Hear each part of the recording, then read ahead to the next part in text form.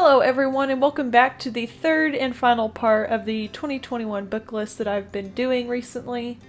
I really hope that all of you are having a great day. I want to start off by apologizing for the mess that this has been so far. I initially thought that I could record all of this in one day and my camera ended up dying 2 books into this particular list, so I didn't get to finish it.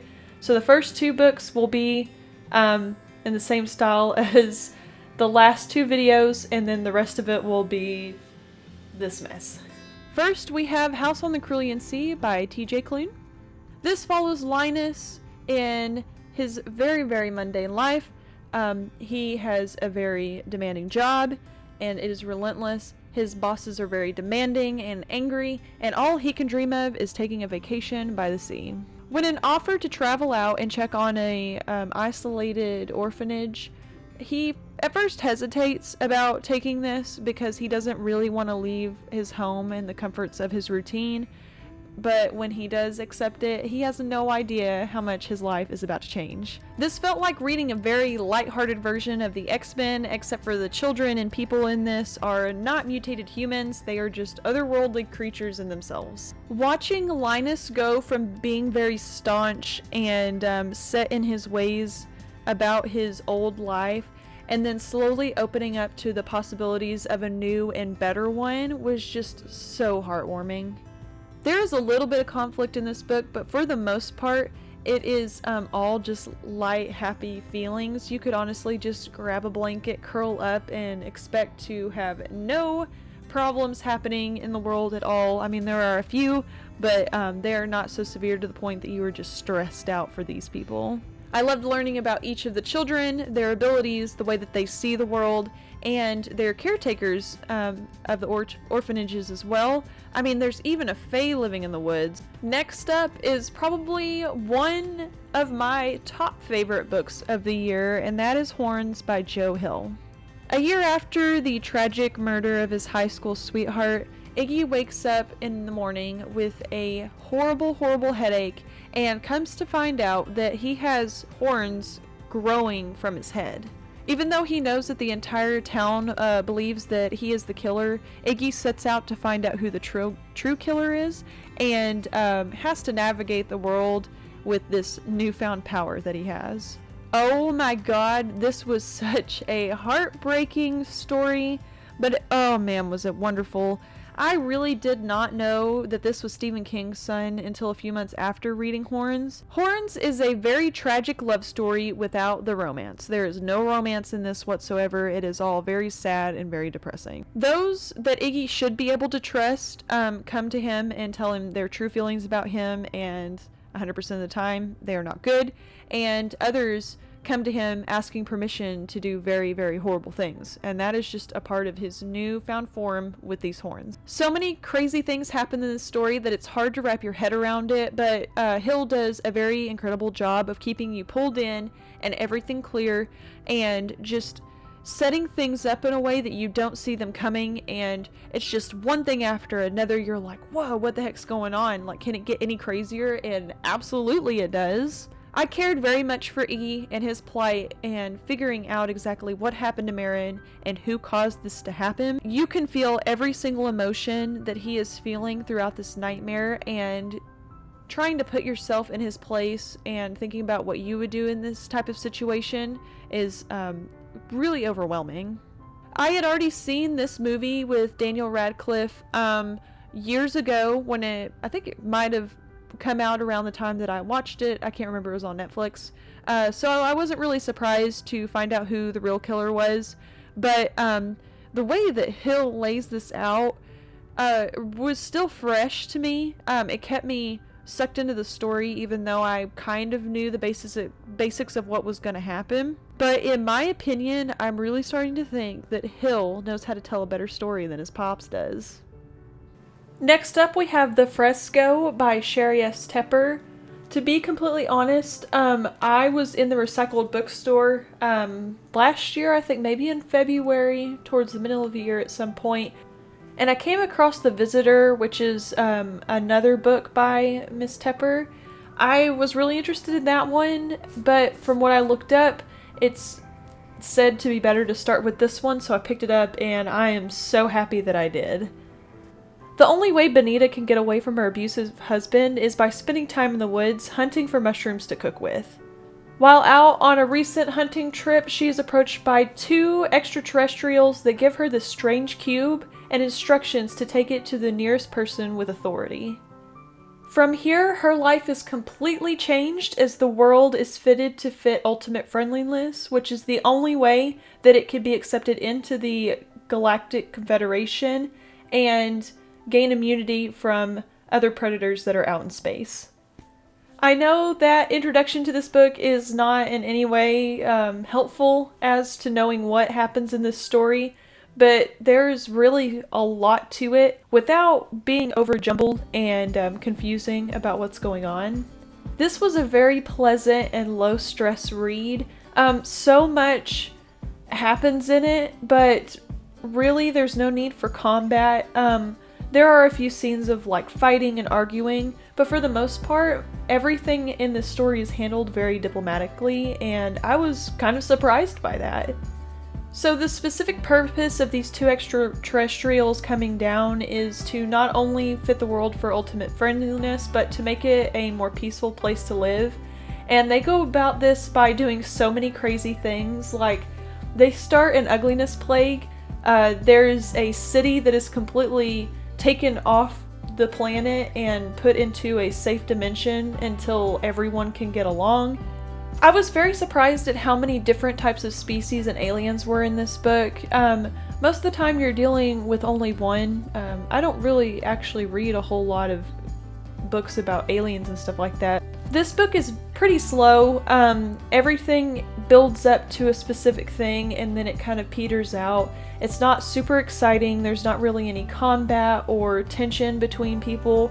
You kind of do have concerns about specific species that are coming down to Earth and trying to take over, but for the most part, it was something that you could easily read before bed and not get too worked up over. At first, I was a little bored by Chitty's diary, which is one of the main 2 extraterrestrials that come down and talk to Benita. He has a diary that he keeps up with and writes about their history, and at first this bored me really bad. I didn't understand why it was there until about midway through the book. It hit me how important it is to learn about the specific things that he was bringing up, and I'm trying really hard not to give any of it away by specifying, but when it comes down to the wire and they have to solve this problem that ends up coming up, that diary becomes incredibly important, and when you get there, I got a really huge sense of accomplishment even though I hadn't really done anything, mostly because I knew about this entire race without doing much. I mean, you read those diary pieces and it tells you about who this species is and what they do, so when you get to the part in the story where they have to, I guess it's the climax of it, when they have to figure out what to do, you know everything and you feel like you're in on it. It was really satisfying. I had never heard about Sheri Tepper before this book, and I ended up loving this one so much that when we went to the bookstore recently, I just so happened to find a copy of The Visitor that I spoke of earlier. That one's more apocalyptic. It takes place after the world has ended and there are just a few humans left. I'm very excited to get to that one, and I really hope that it's just as good as this one was, because this was honestly just a wonderful read. This is The Ruins by Scott Smith, and it follows 6 friends during a summer vacation to Mexico as they are all brought together. When the brother of one goes missing, the group travels deep into the woods, only to end up being held hostage by locals. What starts off seeming like a simple misunderstanding quickly turns into a desperate struggle for survival. The group has no idea that the true threat lies deep in the mines below them. Do you want to feel uncomfortable? I mean, really uncomfortable? This is definitely the book to start with if you are looking for something like that. It is gory, it's sad, it's intense. Honestly, I was sucked in from the moment that I picked this book up, and by the end, it broke my heart. You start off with a group of fairly level-headed characters, some seem like they may go off the rails pretty quickly, but every single one of them spirals into insanity the more the horrors and stress progresses. So many horrible, horrible things happen to these people, but they're still capable of holding themselves together up until the very end. I mean, the last 20 or so pages were heart-wrenching to watch play out. The body horror in this was unbelievably well written. It makes you super queasy just trying to get through it, but you honestly cannot look away from what's happening. Even the villain of this felt super fresh, and I mean, it could even talk. An impressive thing about this is that Smith was able to make me care about the characters enough to really root for them, to hold on to their sanity as long as possible and make it out of the situation, even though it's really obvious that no one is ever going to walk away from this. They all make pretty rational decisions. There's no unnecessary fighting. They all hold their own really well up until the end. There's a certain point where some of the characters start to give up, and that's when things just really fall apart. But even after that, you still root for them and you want them to be okay. I can remember watching this movie whenever it came out. I was a kid, and it really didn't impress me. It was just another one of those bad horror movies with a cool concept that just wasn't executed very well. So I was really excited to get into this book and see just how much it was able to suck me in.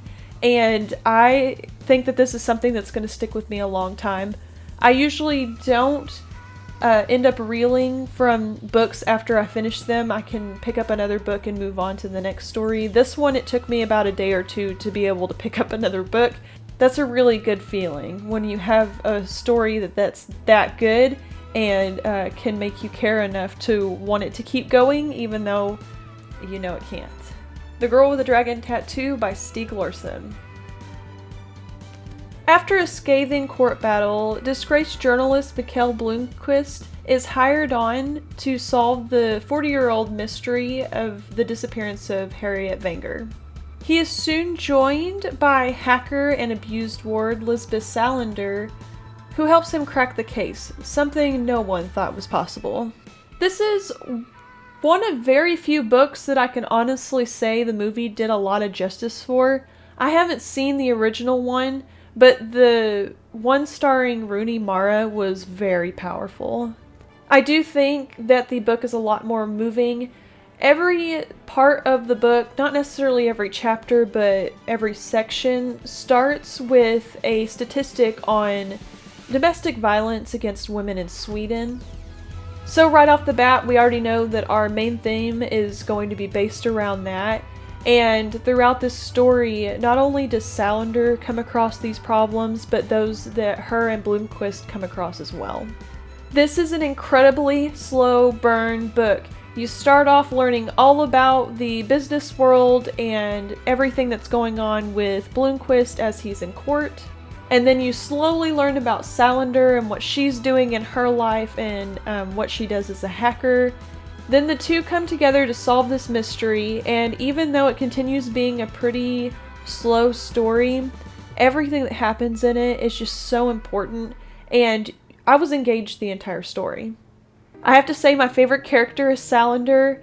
Most of the time when I'm reading a story kind of like this, a character like Salander is seen as meek and unable to protect herself, but this character takes everything that has happened to her and turns it up times 10 and uses it against the person that's hurt her. She's really kick-ass. Like, she takes very good care of herself. She doesn't need anybody else. She is self-reliant. As sad as it really is to see her struggle with that, because she does end up coming to trust Blomkvist, but she still has all that in the back of her head. She was just a very good character to watch come into her own. I will give a trigger warning for this book. If you've seen the movie, you already know about this, but there is a very, very intense rape scene that happens. It honestly was too much for me, but I made myself get through it just because I liked this book so much. So be aware of that if you decide to watch the movie or read the book. You can easily skip over it, but it is a very important part. You don't necessarily have to read it or see it to understand exactly why she is the broken person that she is, but it makes the revenge scene 10 times sweeter because that asshole gets everything that's coming to him. I ended up listening to this through Audible just because it is such a thick book and I was having a hard time getting through it because it was slow.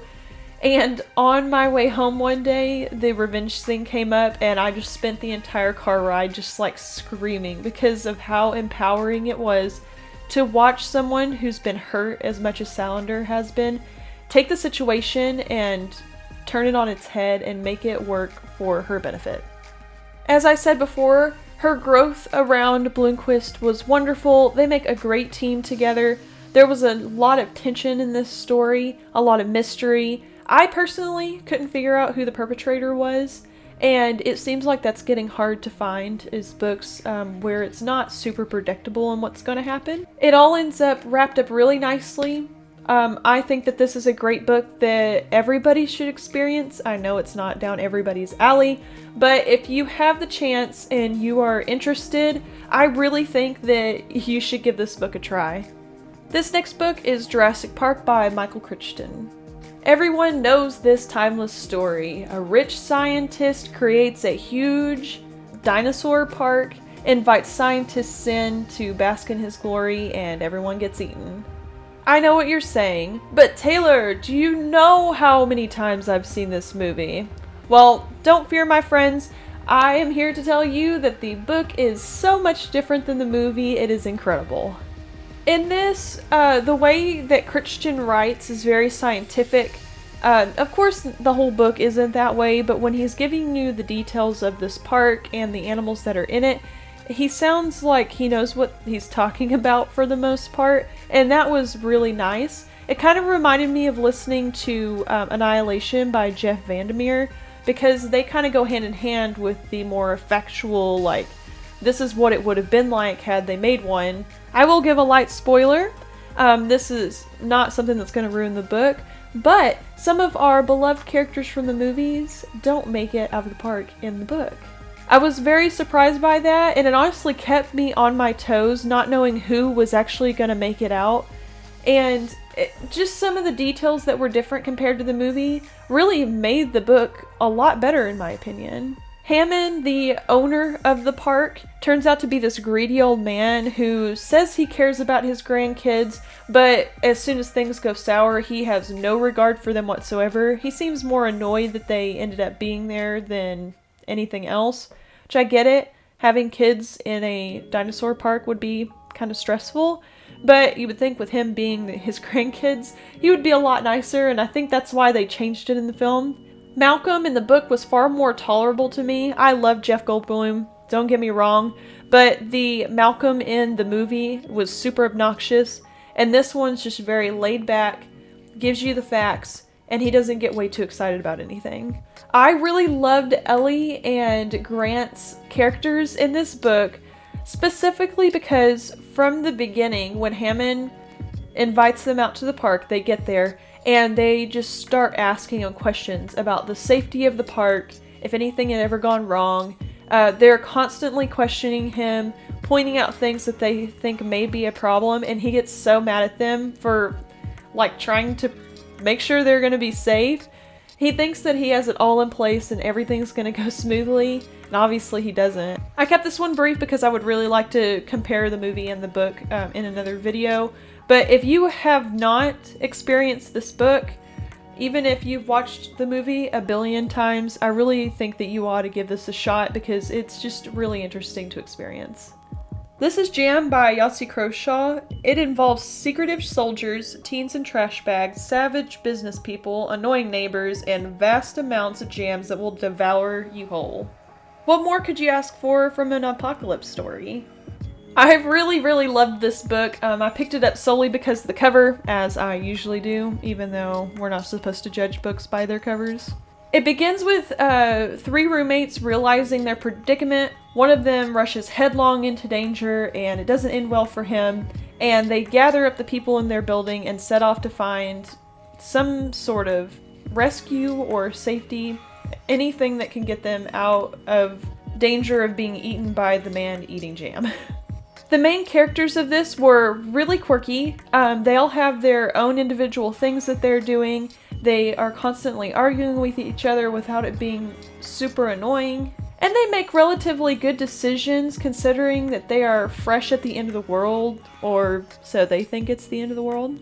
I honestly cannot tell you how hard it was for me to not picture this as an Edgar Wright, Simon Pegg, and Nick Frost film. This story was funny, it was heart-stopping at times, and I cannot believe how unbelievably wacky this was.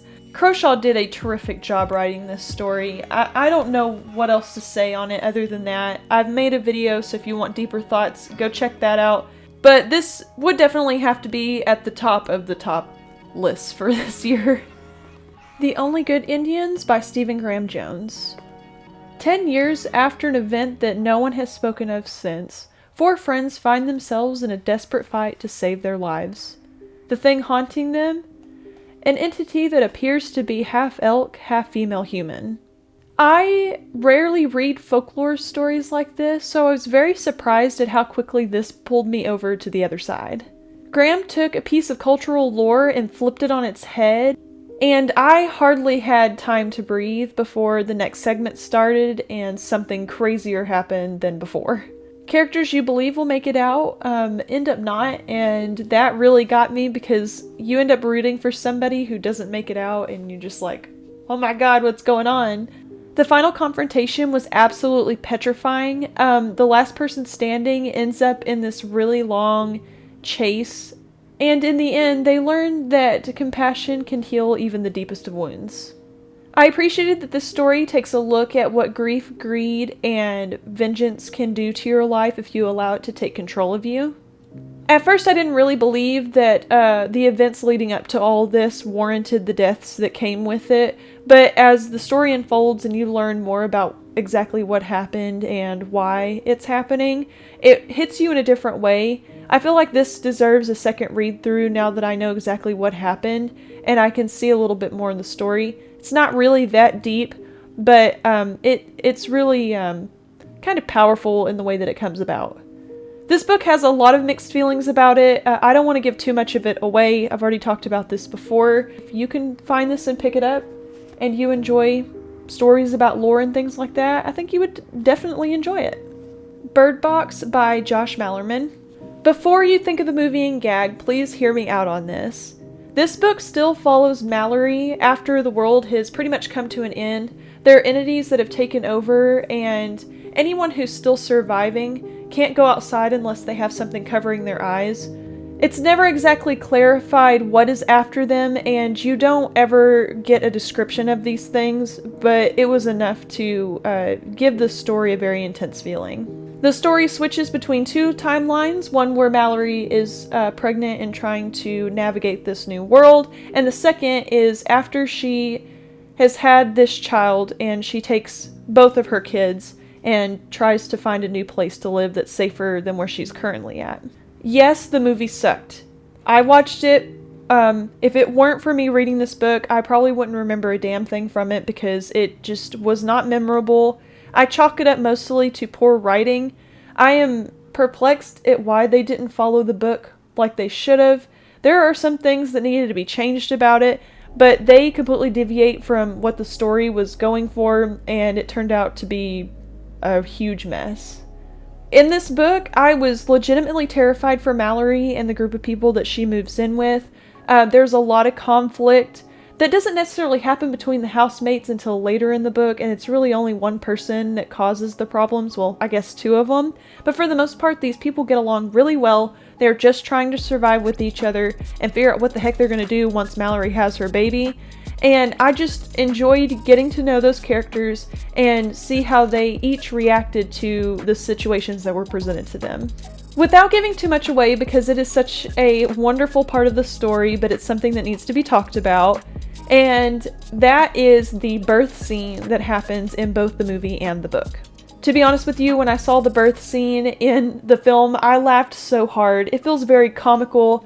It loses so much of the intense qualities that the book presents for that scene. In the book, it is very dark, it's raining, everyone is absolutely miserable, and they're stressed out because 2 women are going into labor, and everyone's just trying to stay as calm as they possibly can, but the worst thing you could possibly imagine happens. I couldn't put the book down while it was going on. Honestly, I think it's probably a good chapter long, but I was so sucked into what was happening, and the outcome of it is just mortifying. I loved every second of it, but the film's version was just like, it was so silly, honestly. This book is technically an analogy, I guess. I saw it as a great analogy for what single parent life would be like and the terrors that someone who is completely alone with children faces and the dangers that the world can bring upon those kids. Some of the thoughts that Mallory has towards her kids were kind of shocking, but I can really see why she would come up with these ideas and why she would think that it was a good idea. Mostly because she is just trying to make life easier for her kids. If you've seen the movie on Netflix, please completely forget everything you saw in it and go pick up this book because it is worlds better than the film was, and I have no intention of ever watching again in my life. Last on our top 10 for the 2021 book list is Ninth House by Leigh Bardugo. Galaxy Stern is accepted into Yale after a very tragic event, and it's not for academic reasons, but solely because of her ability to see ghosts. She is trained to work with the Leigh's house to oversee all of the secret societies in Yale, and mostly just so she can make sure that they use their magic and illusions in a proper way that won't hurt anybody or expose them to the normal world.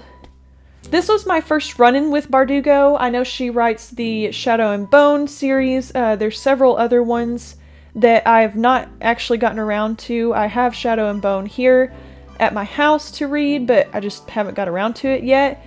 Man, was this a hell of a story to start with. I am a sucker for all things paranormal, so obviously it's like right up my alley. I picked up this book having no idea what it was about. At the time, I'd been hearing a lot about it on Book Talk, so I went into it completely blind, and I really wasn't disappointed in any way with it. There's magic, illusions, ghosts, wild parties, and even a little bit of revenge. The cover is obviously a plus. I don't know if you can see it this lighting. If not, I will definitely add a video to this. But the snake kind of turns orange. I'm just mesmerized by it. Alex turned out to be another very kick-ass female character. She takes care of herself. She does everything she can not to rely on anybody else to help or save her. There are some points where she needs help, obviously, but for the most part, she sticks to herself, takes care of business, and even though that can lead her to some trouble, she always finds a way to get herself out of it. I am very, very, very excited to get into more of Bardugo's work. There is teasers about a second Alex Stern book coming out where they travel to hell to find Darlington. I am so excited about that. I am very sad that they did remove the release date for that. Apparently she's been working on some other stuff. I hope we get a second book for this because this just blew me out of the water. And with that, we have concluded my 2021 book list. I am so sorry that this whole little series was so choppy and it turned out a little rougher than I meant it to.